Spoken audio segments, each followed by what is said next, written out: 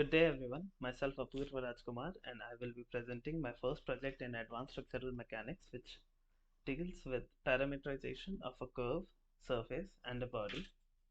The parameters of the cone is as follows. This is our sample cone.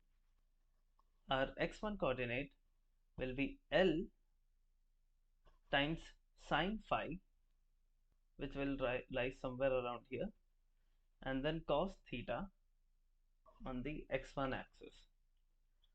Parameterization in the x2 direction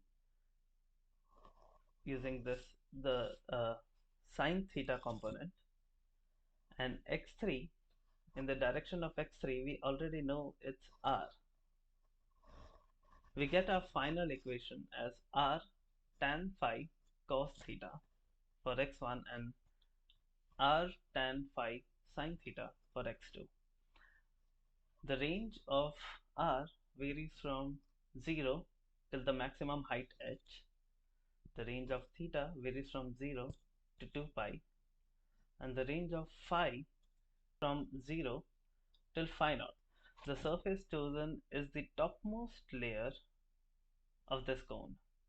This is extremely similar to the one we did before, but now we have a fixed component on x3 direction, and due to that we can simply replace the r with h and we'll get the surface at height h.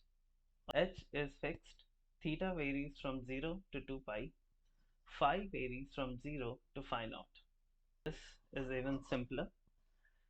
So we have chosen this curve highlighted in green, and we'll use the same principle as before, where L, the slant length, is equals to h, the height from the origin, by cos phi naught. Instead of taking a small ring, we only have to deal with one ring. So the phi naught value is fixed, and we can use the same concept again to replace phi with phi naught, and this is the final parameterization of the curve. This is the MATLAB code used. Here we define the basic quantities and the divisions for grid points. We also use the parameterization,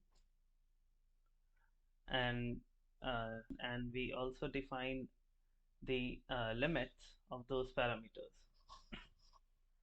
This represents the top of the cone.